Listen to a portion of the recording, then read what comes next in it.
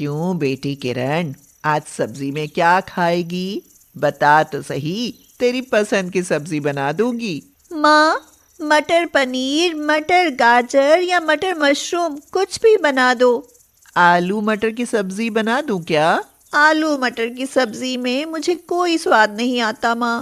अरे, आलू मटर की सब्जी भी खाना शुरू कर दे। तेरे ससुराल वाले आलू मटर की सब्जी खाना बहुत पसंद करते हैं, समझी? अभी शादी तो हो जाने दे माँ।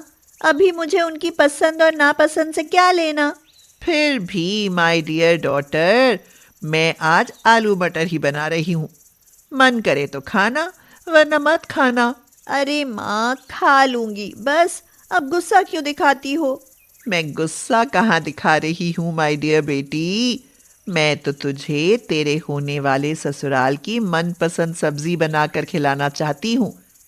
तू आलू मटर खाकर भी देख ले और आलू मटर की सब्जी बनाना भी सीख ले। ठीक है, सीख लूंगी। अब पढ़ने तो दे। हाँ हाँ, पढ़ ले। मैं कौन सा तेरी किताब छीन कर बैठी हूँ। कुछ दिनों बाद किरण और नवीन की शादी हो जाती है। किरण मन में बड़े अरमान लेकर ससुराल आती है।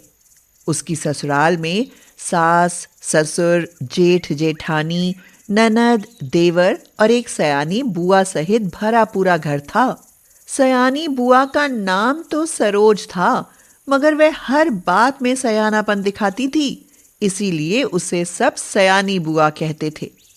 सयानी बुआ किरण को देखकर बहुत खुश होती हैं और उसकी सास शांति से कहती है, बहू देखने में तो बड़ी सुंदर दिखती है, पर गुण लक्षण भगवान जाने भाभी। बहू रूपवती के साथ साथ बड़ी गुणवती भी है सयानी बुआ। फिर साग सब्जी रोटी सब अच्छे से बना लेती होगी। क्यों, मटर आलू भी बना लेती हो क्या? जी बुआ जी, बना लेती हूँ। फिर तो आज अपनी पहली रसोई में मटर आलू की सब्जी ही बनाना। आलू मटर की ऐसी सब्जी बनाना कि खाने वाले उंगलियां चाटते रह जाएं। सास और सयानी बुआ के यह कहने पर किरण रसोई घर में जाती है तो आलू और मटर के भरे बोरे देखकर हैरान रह जाती है। तभी उसकी जेठानी जया आ जाती है। किरण हैरान होकर जया से कहती है, जया दीदी, ये इतने सारे आलू और मटर क्यों रखे हैं? पूरे महीने के एक ही बार में खरीद कर रख लिए हैं क्या? अरे ना ना देवरानी, ये हफ्ता भर ना चलने वाले। परिवार बड़ा है ना, तो सब्जी भी ज्यादा ही बनती है। कितनी बड़ी दीदी? बड़ी क्या, आसमान जितनी बड़ी। देवरानी जी मजाक छोड़ो और 2-3 किलो मटर और 2-3 किलो आलू लेकर सब्जी बना लो। सबको बड़ी भूख लगी है।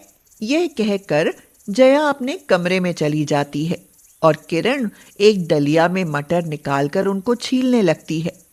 पर इतनी सारी मटर पहले उसने कभी छीली नहीं थी, इसीलिए वह अपनी ननद राखी को बुलाकर कहती है, राखी, जरा ये मटर छीलने में मेरी मदद कर दो, सब्जी थोड़ी जल्दी बन जाएगी।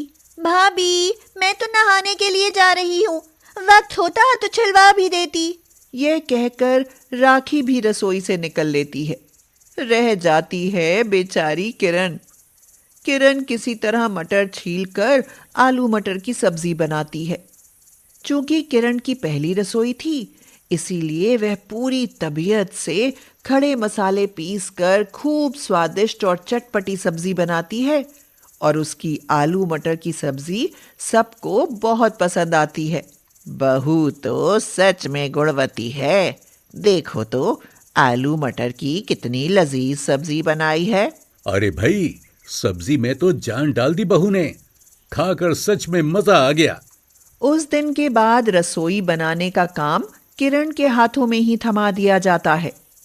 किरण को सब्जी रोटी या और खाना बनाने से तो कोई एतराज ना होता है, मगर वह रोज रोज आलू मटर की सब्जी बनाने और खाने से ऊब जाती है। इसीलिए एक दिन अपनी सास से कहती है, माँ जी, रोज रोज आलू मटर की सब्जी खाकर मन ऊब गया है। क्यों ना आज मटर गाजर या मटर पनीर या फिर मटर मशरूम की सब्जी बना दूँ? ना ना बहू, हमें तो बस आलू मटर की सब्जी खाना ही अच्छा लगता है। इसीलिए आलू मटर ही बनाओ। आज आलू मटर बनाओ तो ज़रा तरी वाला बनाना और उसमें थोड़ा अमचूर भी डाल देना। आलू मटर के अलावा हमारी रसोई में और कोई सब्जी नहीं बनती है, इसीलिए बहू तुमको भी आलू मटर की सब्जी ही खानी पड़ेगी, समझी? अपनी सास की यह बात सुनकर किरण का तो जैसे सिर ही घूम जाता है। वह मन ही मन बड़बड़ाते हुए कहती है, कैसी ससुराल है मेरी। यहाँ तो सबके पसंद की सुई आलू मटर की सब्जी पर ही अटकी है। एक ही सब्जी रोज रोज खाकर मेरा तो मन उकता गया है। आलू मटर की सब्जी देखकर तो मुझे उबकाई आने लगती है। पहले इनका हाल जान जाती तो शादी से मना ही कर देती। हाँ, इसी तरह किरण को आलू मटर की सब्जी से घिन सी हो जाती है, मगर ना चाहते हुए भी वह दोनों टाइम आलू मटर की सब्जी बनाने के लिए मजबूर हो जाती है। सब ससुराल वाले आलू मटर की सब्जी बड़े मजे लेकर खाते हैं और बेचारी किरण मन ही मन कलपती रहती है। पता नहीं इन लोगों को रोज रोज आलू मटर खाने से क्या मिलता है। सारी दुनिया रोज अलग अलग प्रकार की सब्जियां खाती है और ये है कि आलू मटर की सब्जी पर ही अटके हैं। हे भगवान, इन्हें कुछ अक्ल दे, वरना मुझे तो इस ससुराल से छुटकारा ही पाना होगा। धीरे धीरे आलू मटर की सब्जी के कारण ससुराल से ही मन उठ जाता है और वह अपने मायके जाने का मन बना लेती है।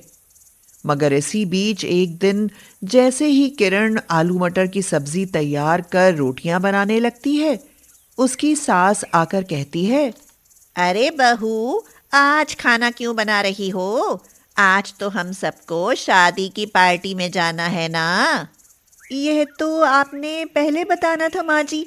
अब तो मैंने आप लोगों की मनपसंद सब्जी आलू मटर बनाकर रख दी है और रोटियां बनाने के लिए आटा भी तैयार कर दिया है।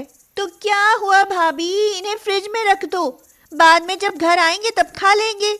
यह सुनकर किरण मन ही मन बहुत खुश होती है और सोचती है, वाह, आज तो ये सब शादी की पार्टी में जाएंगे। आज देखती हूँ कि ये सब वहाँ आलू मटर की सब्जी की जगह कोई दूसरी सब्जी कैसे खाते हैं। यही सोचकर किरण तैयार होकर उन सबके साथ खुशी खुशी शादी की पार्टी में जाती है। मगर वहां जाती है तो हैरान ही रह जाती है। उन सब की जान तो वहां भी आलू मटर की सब्जी पर ही अटकी रहती है। अरे राखी, देखो तो खाने में आलू मटर की सब्जी है कि नहीं? नहीं माँ, आलू मटर की सब्जी छोड़ यहाँ और बहुत सारी सब्जियां हैं। मुझसे तो कोई और सब्जी खाई ही नहीं जाएगी।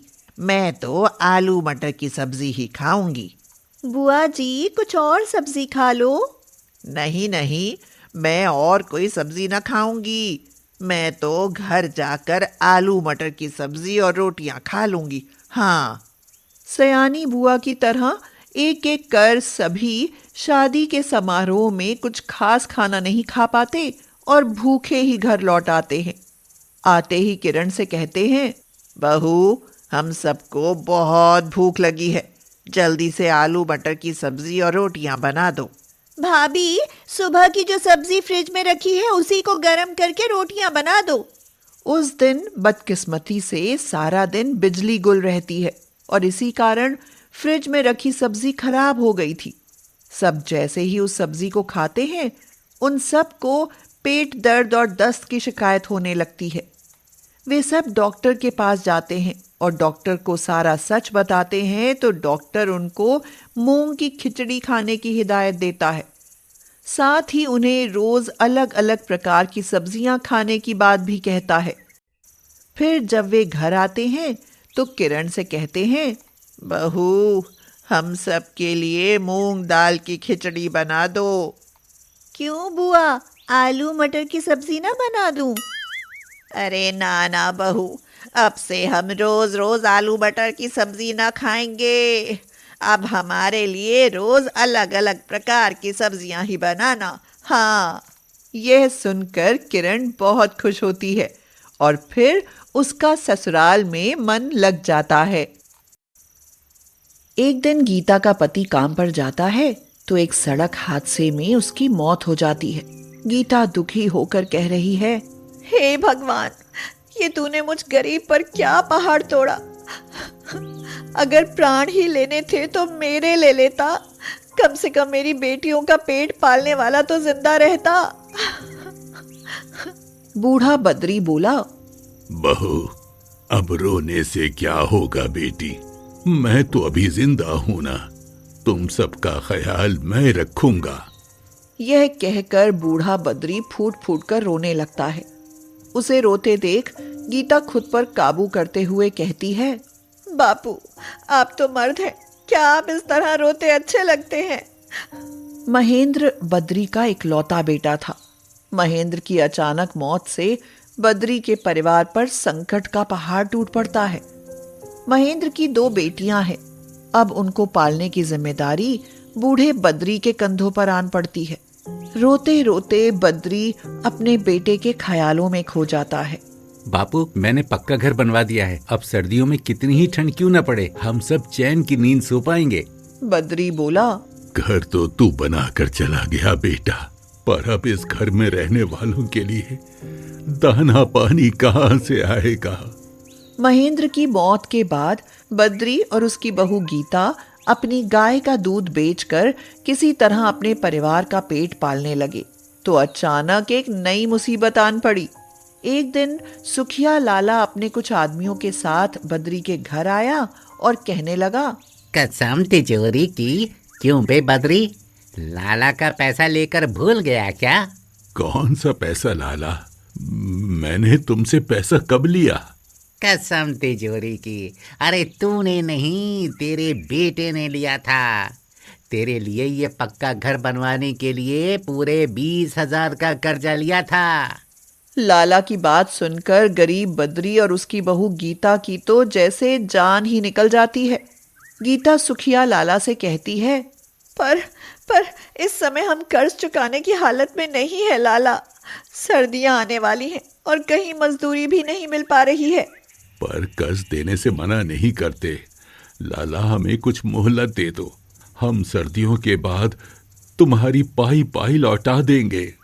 कसम तिजोरी की, 1 महीने की मोहलत दे रहा हूँ, 1 महीने बाद फिर आऊंगा। यह कहकर सुखिया लाला चला जाता है। मगर लाला के कर्ज के चलते गीता के दिन का चैन और रातों की नींद हराम हो जाती है। रात को वह अपनी सोती हुई बेटियों को देखते हुए कहती है, पता नहीं सर्दियां आने तक हम सबके सिर पर यह छत रहेगी भी या नहीं। अगर लाला ने हमसे घर छीन लिया तो कड़कती ठंड में मैं अपनी बच्चियों को कहाँ छिपाती फिरूंगी। इस बेचारी गौ माता का दूध बेचकर मेरी बच्चियों को 2 वक्त का खाना तो मिल जाता है, पर लाला के कर्ज का क्या होगा। कुछ दिन बाद गीता का सोचना सही ही होता है। जैसे ही कड़ाके की ठंड पड़ने लगती है, सुखिया लाला अपने आदमियों के साथ उनके घर आ धमकता है और कहता है, कसम तिजोरी की, ला बे बद्री, अब तो मेरा पैसा लौटा दे, पूरे 1 महीने की मोहलत दे चुका हूँ तुझे। कुछ और टाइम दे दो लाला, बस ये सर्दी निकल जाए किसी तरह, फिर हम मेहनत मजूरी करके किसी तरह तुम्हारा कर्जा लौटा देंगे। कसम तिजोरी की, अब लाला कुछ नहीं कर सकता बद्री, या तो कर्जा अदा करो या फिर ये घर खाली कर दो।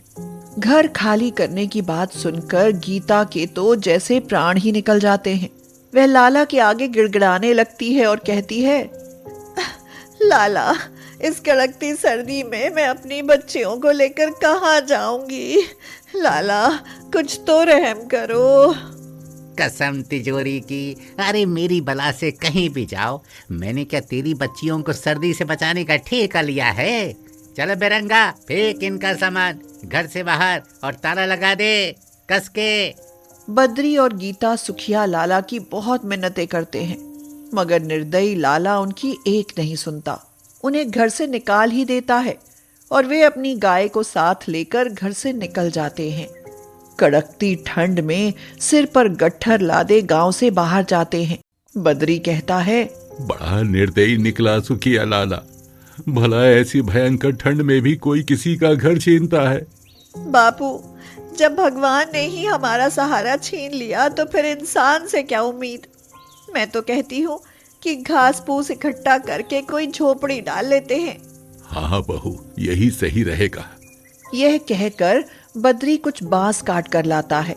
गीता और उसकी बेटियां घास फूस इकट्ठा करके लाती हैं। फिर चारों मिलकर एक झोपड़ी बना लेते हैं। लो बापू, हमारे सिर छिपाने के लिए झोपड़ी तो बन गई है, पर इस गाय का क्या करें? इसे कहाँ रखें? इसे झोपड़ी के बाहर पेड़ से बांध दे बहू। जैसे ही रात हुई, भयंकर सर्दी कहर ढाने पर उतर आई और साथ ही सर सर कर ठंडी हवा भी चलने लगी। घास फूस से बनी झोपड़ी में हवा सीधे घुसी चली आ रही थी। बबली बोली, माँ, मुझे तो बहुत ही ठंड लग रही है। हाँ, ठंड तो लगेगी ही। देखो तो ठंडी हवा कैसे सरसर करते सीधे झोपड़ी में घुसी आ रही है। बापू, बस आज की रात काट लो। कल मैं झोपड़ी की दीवारों और छत पर गोबर का लेप चढ़ा दूंगी। गोबर से सारे छेद भर जाएंगे तो हवा अंदर नहीं आ पाएगी। हाँ, ये भी ठीक रहेगा बहू। अगले दिन बद्री, गीता और उसकी दोनों बेटियां अपनी गाय का गोबर इकट्ठा करती हैं और सब गांव में घूम घूम कर गोबर इकट्ठा करके लाते हैं। इस तरह बहुत सारा गोबर इकट्ठा हो जाता है और फिर गीता गोबर में कुछ मिट्टी और पानी मिलाकर गाढ़ा घोल बनाती है। गीता उस घोल को झोपड़ी की दीवारों पर लगाती है। इस काम में उसकी दोनों बेटियां बबली और कमली भी उसका हाथ बटाती हैं। लो मेरी बच्चियों, झोपड़ी की दीवारों पर तो लेप लग गया, बस अब इसकी छत ही बची है। थोड़ा गोबर और इकट्ठा करना पड़ेगा। तो क्या हुआ बहू, चलो कुछ गोबर और इकट्ठा कर लाते हैं। वे चारों फिर से गांव से गोबर इकट्ठा करके लाते हैं और गीता बड़ी ही लगन से फिर गोबर का घोल बनाती है और छत पर भी लेप चढ़ा देती है। इस तरह उनका बहुत ही बढ़िया गोबर घर बनकर तैयार हो जाता है। बद्री अपना गोबर घर को देखकर फूला नहीं समाता और कहता है, अरे वाह बहू, तूने तो कमाल का गोबर घर बना दिया बेटी। अब सर्दी हमें छू भी ना पाएगी। बबली बोली, माँ, हमारा गोबर घर तो सच में ही सुंदर बना है। कमली ने कहा, माँ, अब तो मुझे सर्दी से कांपना भी नहीं पड़ेगा। फिर जैसे ही रात होती है, वे सब अपने गोबर घर में चैन की नींद सो पाते हैं। गोबर घर अंदर से काफी गर्म था क्योंकि अब उसमें हवा घुस नहीं पा रही थी, मगर उनकी गाय अब भी बाहर सर्दी से कांप रही थी। इसीलिए लेटे लेटे अचानक ही गीता को जब अपनी गाय का ख्याल आया तो वह झट से उठ खड़ी हुई। बद्री ने पूछा, क्या हुआ बेटी, ऐसे अचानक क्यों उठ गई? बापू, ऐसी भयंकर सर्दी में हमारी गाय पर क्या बीत रही होगी। वह बेचारी तो ठंड से कांप रही होगी। मैं तो कहता हूँ उसे भी अपने गोबर घर के अंदर ले आओ। आखिर वो भी तो हमारे ही परिवार का हिस्सा है। गीता ने गोबर घर तो बना लिया था, मगर फिर भी उसके मन में कुछ नया करने की हलचल थी। एक दिन बैठे बैठे ही वह सोचती है, अगर मैं अपने गोबर घर की दीवारों पर गोबर, बेल, बूटे, फूल, पत्तियां आदि बना दूं तो यह गोबर घर बहुत ही सजा सवरा लगने लगेगा। यही सोचकर गीता अपनी गाय का गोबर इकट्ठा कर उस गोबर के इस्तेमाल से घर की दीवारों पर तरह तरह की फूल, पत्तियां, पक्षी और बेल बूटे बनाती है। उनके बनते ही गोबर घर सच में ही बहुत सुंदर दिखने लगता है। बबली कहती है, माँ, अब तो हमारा गोबर घर कोठी बंगले से भी सुंदर लग रहा है। बहू, तुम्हारी कलाकारी देखकर मन खुश हो गया। तुम तो कमाल की कलाकार निकली। धीरे धीरे गीता के गोबर घर की चर्चा पूरे गांव में होने लगती है और दूर दूर से लोग उसके गोबर घर को देखने के लिए आने लगते हैं। रमन बोला, वाह जी वाह, कैसा सुंदर गोबर घर है। क्यों ना हम भी गीता से ऐसे गोबर घर बनवाएं? क्यों गीता भाभी, हमारे लिए भी ऐसे घर बनाओगी? हाँ, जरूर बनाऊंगी। गीता के यह कहते ही गांव के सारे गरीब गोबर इकट्ठा करने में लग जाते हैं। गीता उनकी मदद से सबके लिए गोबर घर बनाती है। फिर कुछ दिन बाद गीता के बनाए गोबर घरों की चर्चा आसपास के शहरों में होने लगती है और एक दिन नंदू नाम का एक सेठ गांव में आता है और कहता है, वाह वाह वाह वाह, क्या सुंदर गोबर घर बनाया है। What a unique piece of art. ऐसे घर तो कला का बेहतरीन नमूना है। नंदू सेठ गीता के बनाए गोबर घर देखकर इतना प्रसन्न होता है कि सीधे गीता से मिलने उसके घर पहुंच जाता है और पूछता है, क्या आप ही गीता हैं? जी कहिए सेठ, मैं ही गीता हूँ। देखिए, मैं एक रिजॉर्ट बना रहा हूँ, इसलिए आपसे रिक्वेस्ट है कि आप मेरे लिए 100 गोबर घर बनाएं। मैं प्रत्येक गोबर घर बनाने का आपको 1 लाख रुपया दूंगा। यह सुनकर बद्री और गीता की तो खुशी का ठिकाना ही नहीं रहता। गीता की सोच, लगन और मेहनत उसे फर्श से अर्श पर ले जाती है। वह भी अमीर हो जाती है।